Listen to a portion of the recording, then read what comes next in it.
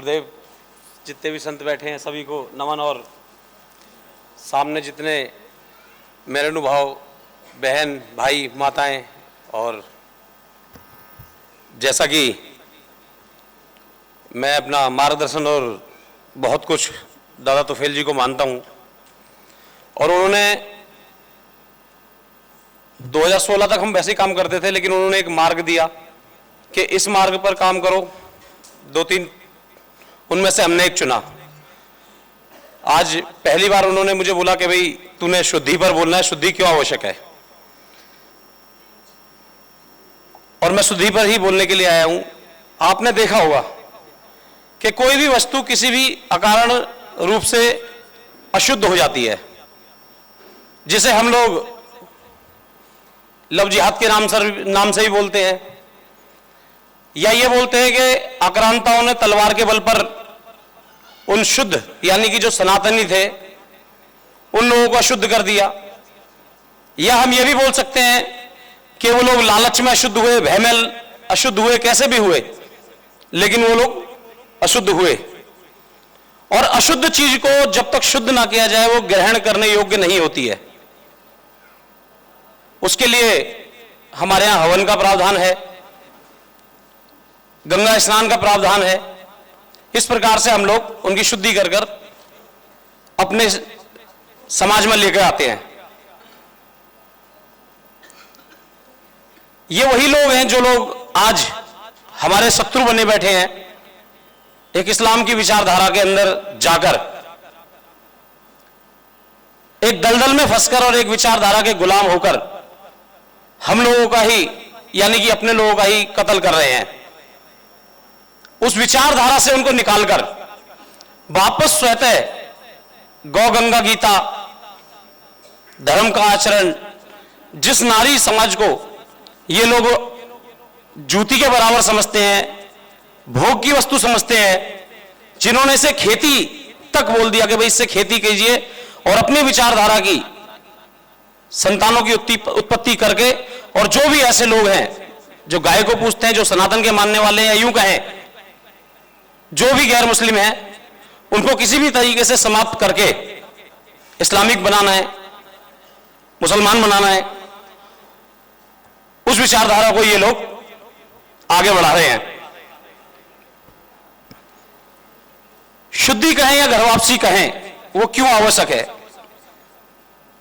आपने कभी शापित व्यक्ति को देखा होगा, जो लोग एक विचारधारा में बहते हैं या गलत जगह पर चले जाते हैं या गलत वे विचार करते हैं या गलत षड्यंत्र में फंस जाते हैं, लालच, ये सब उसी का एक रूप है। जो अपने थे आज वो पराये हो गए, मजबूरी में, लालच में, भय में। उनको अपनी विचारधारा में लाना है, और जो आज मानवता को भूलकर अमानवीय कार्य कर रहे हैं, चाहे वो इजराइल में देख लीजिए, चाहे वो किसी भी अन्य देश में देख लीजिए। एक व्यक्ति आता है, कोई ट्रक किराए पे ले रहा है, उसे ये नहीं पता मेरे सामने वाला शत्रु कौन है, उस पर चढ़ा देता है, क्योंकि उसे अपनी विचारधारा को सिद्ध करना है और सामने वाले गैर इस्लामिक को मारना है। आज ये लोग उसी दलदल में फंसे हुए शापित लोग हैं, और इन लोगों को उस दलदल से निकालकर वापस मूल विचारधारा में लाना हमारा कर्तव्य बनता है। और अगर हम इस कर्तव्य को नहीं समझ पा रहे हैं तो माफ कीजिएगा, हम लोगों को कुछ भी नहीं पता है। हम लोग कैसे भूल सकते हैं अपनी माताओं बहनों के उस अत्याचार को, जहां पर एक माता के पेट को चीरकर एक बच्चे को भाले पर रखकर इन्हीं विचारधारा वाले व्यक्तियों ने अपने भाले में लगा रखा है। माता का बलात्कार हो रहा है और वो देख रही है कि कैसे मैं अपने बच्चे को बचाऊं या अपनी इज्जत को बचाऊं। हम कैसे भूल सकते हैं अपने उन पूर्वजों के माथे से मिटाए गए तिलकों को, तोड़े गए जनेऊओं को और काटी गई शिखाओं को? अगर हम ये भूल जाते हैं तो माफ कीजिएगा, हम किसी भी लड़ाई के योग्य नहीं है। सबसे पहले हमारे साथ हुए किसी भी अत्याचार को याद करके या किसी भी चीज को महसूस करके ही हम किसी आगे वाली लड़ाई को लड़ने के लिए तैयार होते हैं। आज आप सोचते होंगे, एक कल्पना कीजिए, इजराइल वाला जो अभी प्रकरण चला, हमारे पूजनीय सरदार जी ने भी बताया और भी लोग बता के गए हैं कि जो डेड बॉडियां थी उनके साथ भी बलात्कार किए गए। आप क्या सोच रहे हैं कि खामेखा यूं ही किसी ने जोहर किया होगा? उन्हें पता था कि ये इस्लामिक राक्षस, ये भ्रष्टाचारी, ये दलित लोग आज अपनी मानसिकता की सोच से हमारे शरीर को, जब हम लोग, नहीं तो आत्महत्या करने के तो और भी कई तरीके थे, फांसी लगा सकते थे, किले में रहती थी, किले से कूद सकते थे। उन्हें पता था कि ये लोग ऐसे लोग नहीं है, ये लोग इतनी घटिया मानसिकता के लोग हैं कि हमें अपवित्र करने के लिए और अपने आप को दानवी दिखाने के लिए हमारे शवों से भी बर्बरता करेंगे। और वही आप लोग आज देख रहे हैं। जो लोग ये सोचते हैं कि नहीं ऐसा नहीं हुआ होगा, कुछ चीजें रही होंगी, तो आज आप प्रेजेंट में देख सकते हैं। और ये तो इजराइल से सीखने की जरूरत नहीं है, भारत में भी बहुत बार हुआ है। जो बहन बेटी निकिता तोमर जैसी इनकी बातें मानने से इनकार कर देती है, उन्हें गोली मार दी जाती है। और जो मानकर डर कर इनके पास चली जाती है, उसके 28 टुकड़े फ्रिज में लगा दिए जाते हैं। और जो उसके बावजूद भी मान जाती है कि भाई चल कोई बात नहीं, एडजस्ट कर लेंगे, तो वो लोग 15 या 20 साल बाद किसी सूटकेस में, 2-4-5 साल बाद किसी नदी के किनारे मिलती हैं।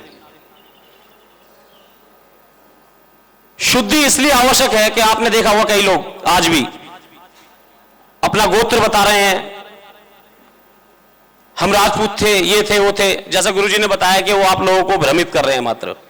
अगर आप लोगों को इतना पता है तो वापस क्यों नहीं आते?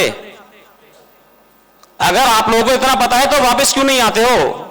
भ्रमित वाला जो खेल है वो नहीं खेला जाएगा, अलतकैया नहीं चलेगा। या तो वापस आओ, और अगर वापस नहीं आते तो आप लोग खासकर इन लोगों के बिल्कुल भी ऐसे बहकावे में ना आए कि ये लोग अपना गोत्र बता रहे हैं या ये बता रहे हैं। आज बहुत सारी मुस्लिम लड़कियां हिंदू लड़कों से शादियां कर रही हैं, और उनकी जब हम बातें सुनते हैं तो यही बोलती हैं कि कहां से, आप जिसको हमने पूरी जिंदगी भाई बोला, उससे कैसे हम सहज स्वीकार करके शादी करके उनसे बच्चे उनके पैदा कर दें। 3 तलाक वाला मामला भी रहता है, और कई तो बहुत बहुत कुछ बताती हैं, वो यहां बताने योग्य नहीं है। उनके साथ बहुत बुरा हाल होता है। अभी फिलहाल में एक केस आया, एक लड़की लव जिहाद में 22 साल पहले चली गई, उसके 4 पति से पहले बच्चे हुए, वो खत्म हो गया। उसके देवर ने शादी कर ली, उसने 2 बच्चे पैदा कर दिए, 6 बच्चे। अब थोड़े दिन बाद वो अपनी बुआ को लेकर भाग गया। बड़ी बेटी जो उसके भाई से थी, वो 16, साढ़े 16, 17 साल की लड़की है। सोचिए, जो व्यक्ति अपनी बुआ को लेकर भाग सकता है, 1.5-2 साल बाद क्या उस लड़की को लेकर नहीं भाग सकता था? वो भागेगा। और ये शिकायत करने कहां जाएं? जहां जाएंगी वहां पर ये सब झेलना है इन्हें। धर्मगुरु के पास जाएगी, धर्मगुरु तो पहले तैयार बैठा है लाला के नाम पर। इनकी मानसिकता की जो कोर्ट है वहां जाएंगी तो वहां पहले उसी विचारधारा का व्यक्ति बैठा है, तो ये कहां जाएं? आज ये लोग आपकी तरफ बड़ी उम्मीदों से देख रहे हैं। इन लोगों को अपनी विचारधारा में लेके आइए, इन लड़कियों को या लड़कों को, और इनको अपनी विचारधारा में लाने के बाद आप इनको उस दलदल से मुक्त कीजिए, जिस दलदल की वजह से आज सारा विश्व उस ओर धकेलता जा रहा है। और अगर आप इस दलदल से इनको निकालना चाहते हैं तो आप खुद भी इसको स्वतः निकालिए। अगर आपके पास यहां पर संसाधन उपलब्ध नहीं हो रहे तो न्याय मंच के माध्यम से हम लोग खड़े हुए हैं, दिल्ली में हम उनका पूरा वो करेंगे। और अगर आप लोग खुद नहीं कर पा रहे तो आपके आसपास या कहीं पर भी जो भी लोग कर रहे हैं उनका सहयोग कीजिए। और अगर आप लोग उनका सहयोग भी नहीं कर सकते तो कम से कम इस संसार का सबसे बड़ा काम है कि आप चुपचाप बैठे रहिए और देखते रहिए, ना उधर बोलिए ना इधर बोलिए। और जाते जाते एक ही उपाय है, ऐसे संगठनों को ज्वाइन कीजिए जो आपके थप्पड़ का बदला थप्पड़ से ले।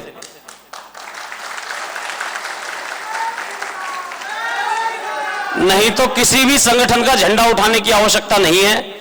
अपने घर के बच्चों को पालिए, अपने बच्चों को, ज्यादा बच्चों को जन्म दीजिए। इससे बड़ा संगठन और कोई भी नहीं है, सबसे पहला संगठन तो वही है। और जो अगर आपके व्यक्ति, अगर आप आज उन संगठनों की जरूरत नहीं है कि छोटी सी बात हुई और शाम को ही एक लेटर हेड डाल दिया जाता है कि हमारे इससे कोई लेना देना ही नहीं है। जब तक बेचारा वो झंडे उठा रहा था तो पूरा लेना देना था, और आज जैसे ही उसने कुछ कर दिया तो झंडा हाथ से छूटा और उन्होंने लेटर हेड शाम को डाल दिया। ऐसे संगठनों की कोई आवश्यकता नहीं है। जो जिस भाषा में समझे उस भाषा में जवाब दीजिए। और पागल कुत्ते को सिर्फ गोली मारी जाती है, उसे टुकड़े खिलाकर पालने के लिए या उसको अपने आप को कटवाने के लिए तैयार नहीं किया जाता। और ये जो राक्षसों का झुंड घूम रहा है ना, इनको एक ही भाषा समझ आती है और वो है वध की भाषा, और वध के अलावा कोई और उपाय है नहीं। और फिर दोबारा इस मंच से बोलना चाहता हूं, जितने भी लोग आप लोगों को बोल रहे हैं ना, ये बड़े बड़े दाढ़ी वाले मौलाना मौलवी के हम तो इस कुल के थे, हम ये राजपूत थे, हम ये चौहान थे, हम ये भारद्वाज थे, हम ये वशिष्ठ थे, तो आप आइए वापिस। और अगर नहीं आ सकते तो सामने आने वाले हम लोगों के प्रतिकार को झेलने के लिए तैयार रहिए। उसके झांसे में फंसने की कोई आवश्यकता नहीं है। बहुत बहुत धन्यवाद। नमन।